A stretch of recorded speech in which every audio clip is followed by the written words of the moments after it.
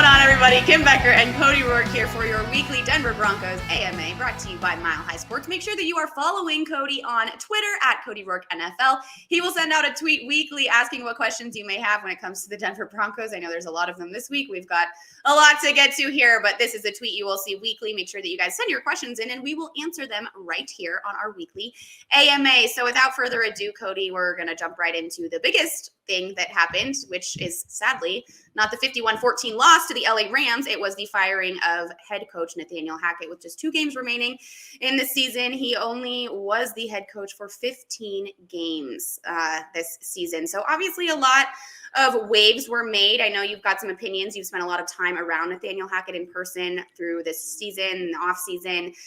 I'm interested to hear your take on this whole situation and just who he is as a person. I mean, he seems like a great person. I know we get on here and we can talk smack left and right, but at the end of the day, this is still a man who lost his job and his family's whole life is turned upside down a little bit. So what's your gut reaction to this one?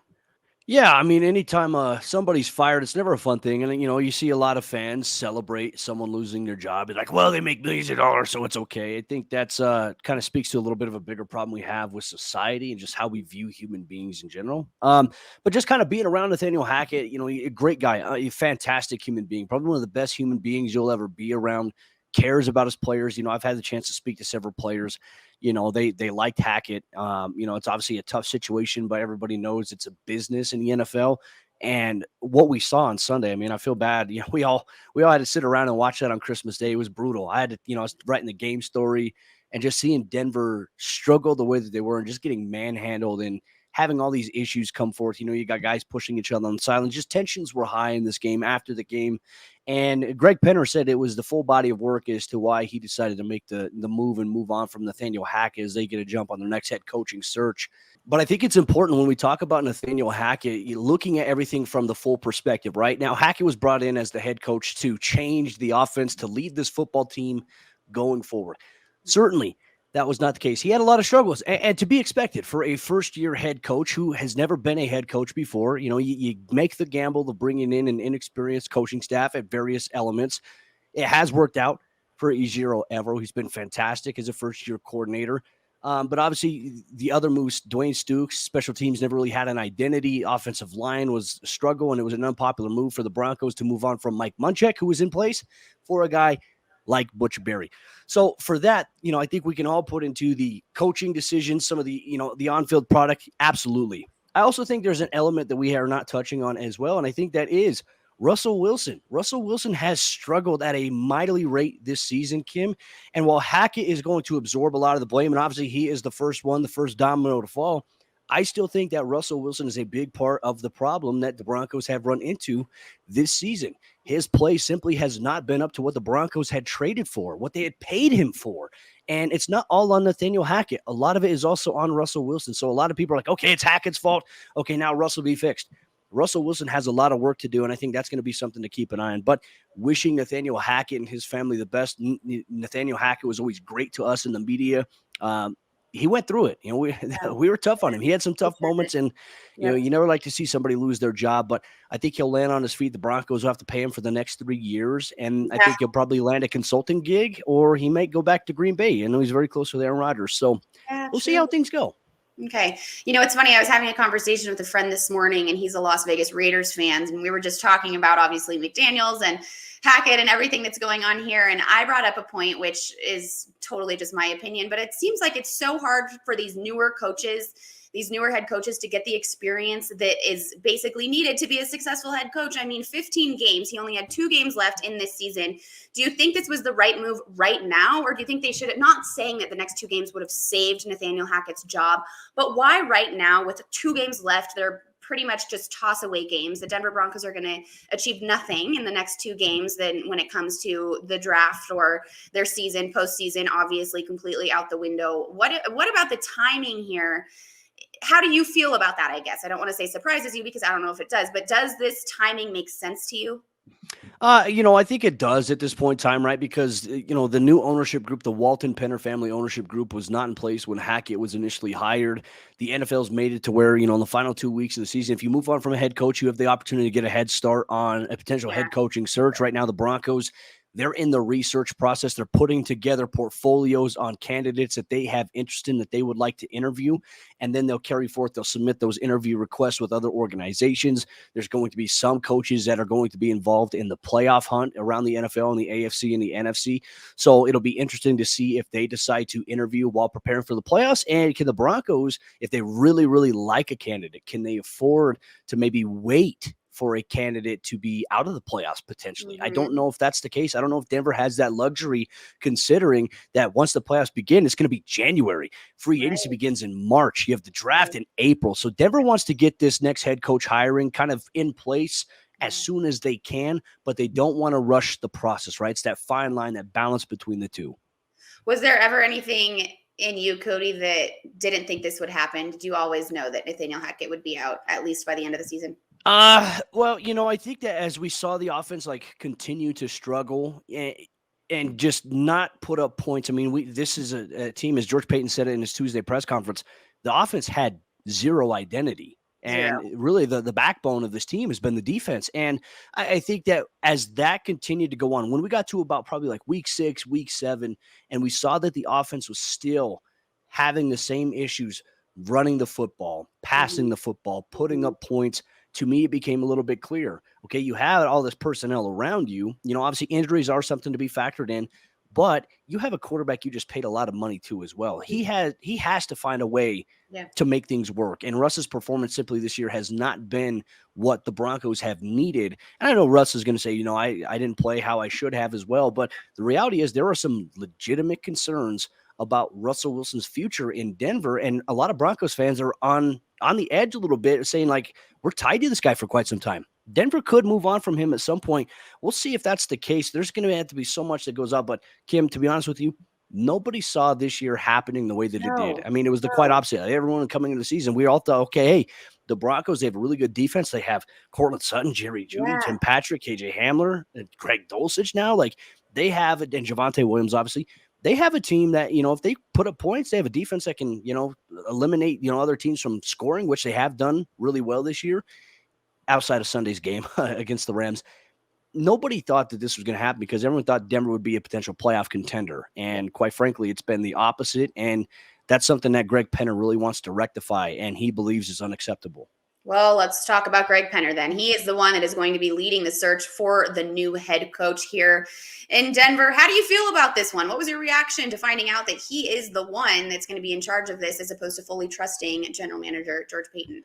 Yeah, this is kind of standard process in the NFL for the most part, right? I think that the last head coaching search, it was different because the Broncos had no ownership presence in place when Nathaniel Hackett was hired. So George Paton headed up a hiring committee, conducted of, various people with some extensive background in the National Football League, football minds and whatnot. And Nathaniel Hackett was a guy who blew them away during the interview process. They also interviewed Kevin O'Connell, who they really liked as well. He obviously became the head coach for the Minnesota Vikings. Well, I mean, just honestly looking at it now, like, this is going to be the status quo going forward. Now that Greg Penner's in place, he is going to be the main man who makes all the decisions for this team. He'll consult, he'll collaborate, obviously, but he has the final say.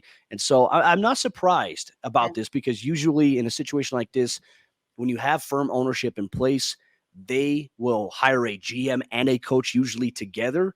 Paton, they really like George Paton. I will say that. Like, while this year has not gone how George Paton or anybody wanted in the eyes of Paton, they like George Paton. They trust his experience. They value his expertise as a football mind, as a guy who's been a scout for the majority of his career, has been in a front office role. So not surprised that this is the approach that they're taking going forward. Okay, well, kind of a follow-up question to that topic that you just touched on. Why not move on from the GM, from George Paton, and start fresh? You kind of just touched on it a little bit, but maybe elaborate a little bit.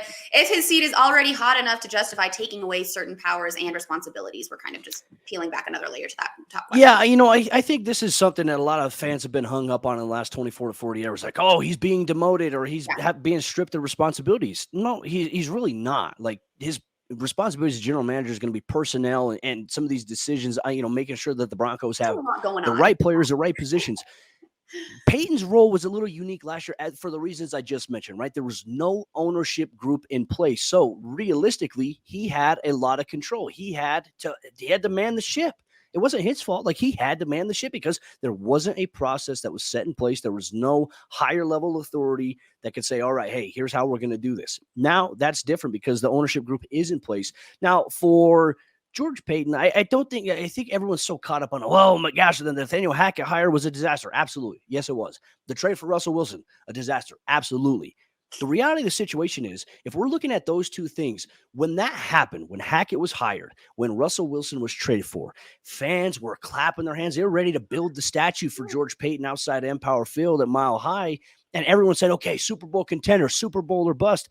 And it's the hindsight, right? At the time where Denver was at, they didn't have a quarterback. Trading for Russell Wilson was a good move on paper. Nobody imagined he would play as bad as he has and things would go as bad as they have this year. So we're using hindsight kind of as a weapon in our analysis against George Paton. Paton's done a lot of great things. Draft picks with Patrick Surtain, Baron Browning being one of them. You look at Jonathan Cooper, who's emerging really as kind of a late steal in the 7th round. Granted, he did have a medical condition that contributed to that. Damari Mathis is looking like a steal right now. Matt Henningsen has been playing really well. His draft class has been good. Let's talk about free agency as well. While the Billy Turner signing hasn't worked out for the Broncos, look at Alex Singleton. Look at K'Wan Williams. Look at these guys that have stepped up and have been making plays here for the Broncos. I think in free agency, these guys have made some good moves here ultimately for Denver. Randy Gregory, before his injury in week 4, is playing at a really high level and just made his return a couple of weeks ago. As you mentioned, will play in this week's game against the Kansas City Chiefs. He's just trying to find his footing there. So it's like we can use hindsight as a weapon, or we can kind of pump the brakes and look, see the forest through the trees a little bit. I think that Paton doesn't deserve to be fired for how the season has gone. However, I do think because of how the season has gone, regardless, because it's a performance-based industry, his leash will be shorter going forward. Yeah, absolutely. Okay, this next one, I just want to give my 2 cents before I read this next question. Winning in the NFL is really hard. It is really hard to be a successful head coach in the NFL. I'm not saying that from personal experience. I'm saying it from just what we have seen. I think we can all agree that this is not an easy position to fill. It's not an easy position to succeed at, especially right away. But this next question is valid because, of course, like we mentioned, this is a business. Looking back at previous head coach searches, was money an issue finding one, especially this past year, Cody? No, I don't think it was. I don't think that's really been an issue. The Broncos have had enough cash. Now, granted, it's not ideal when you're paying another coach. Like the Broncos, I think, are still paying Vic Fangio for another year after this year, and they'll be paying Hackett for another 3 years, while on top of paying for their next head coach that they will eventually hire. It wasn't an issue last year, and certainly now with this ownership group in place, it definitely isn't going to be an issue. Greg Penner did state that the next head coach will have an unlimited disposal of resources. So whatever he needs, they're going to find a way to provide it. And that could be game changing. And that's the benefit of having the richest owner in pro football. You have the capital, you have the resources to make anything happen at this point in time. And the ownership group will do it because they've invested money into this team. They care about it. They're not just going to let their investment, sit on the wayside and just kind of deteriorate. They're going to put things into it to make it better. So I think that's a positive for where the Broncos are at right now. Absolutely. Okay, we're going to wrap it up with, this is a good one. We've got some names to talk about here. Of course, Sean Payton has been thrown around in the mix of possibly fans wanting, him to be the next head coach. We don't know if that's actually valid information or if it could ever come to fruition. But if the Broncos did land Jim Harbaugh or Sean Payton, they would probably want Vic Fangio as their DC. We did see reports this week saying that Sean Payton has reached out to Vic Fangio, I believe. I don't want to butcher that, but he wants Vic Fangio as his DC, or people are assuming that, whatever it may be. Do you think Vic Fangio would even want to come back for Denver for that role? And I have met Vic Fangio. He is the sweetest man ever. Might I add, after he got fired from the Broncos, I met him, and I mentioned I was from Denver, and he was like, oh, people don't like me in Denver. And my heart cracked. I was like, oh my gosh, this man. So I don't know. I think he knows that people don't like him here. I like I said, I love Vic Fangio from his X's and O's standpoint. I think the thing that Vic struggled with was really connecting with players right off the field. I think that, football's football. And when he was in control, the switch was flipped a little bit, right? But also in the locker room, guys want to know that you care about them, that you have interest in what they're doing, their family, things like that. And Vic's, Vic's old school, so I'm not going to hold that necessarily against Vic, but that was something that rubbed a lot of players and a lot of people the wrong way. I always enjoyed Vic. I always enjoyed the press conferences. He was very open and stern, and it was always fun. In regards to Sean Payton, I don't he's going to have the opportunity to go wherever he wants, right? And ultimately, wherever he wants to go, that team will have to trade capital, potentially some players, to the New Orleans Saints because they still control his rights at this point in time to be able to do just that. Now, Sean Payton, I think everyone's keeping an eye on the Los Angeles Rams. There's been some rumors Sean McVay could step away, retire. Everyone's monitoring the Cliff Kingsbury situation with the Arizona Cardinals. He could end up going there. I do not believe Denver is on the top of Sean Payton's list at this point in time. Now, granted, having the richest owner in all of pro football could change that. And, money talks. Money talks as well. I think it's not out of the realm. Like, while it's unrealistic to expect that Vic Fangio would want to come back and be a DC here in Denver, I don't think it's out of the question if Sean Payton is the head coach. Jim Harbaugh, in my opinion, Kim, I think this is a little bit more of an interesting one. I think this is the sleeper, the wild card here. And as it pertains that we see that the head coach will report directly to Greg Penner, the dynamic of that is obviously kind of becoming a little bit more modern in the National Football League. Harbaugh, if the Broncos can lure him away from Michigan, will more than likely want to have a say in some personnel, want to have some control, as we see Bill Belichick have in New England. They don't necessarily have a GM. They have Bill Belichick, who has a lot of control over a lot of the operations there alongside Robert Kraft.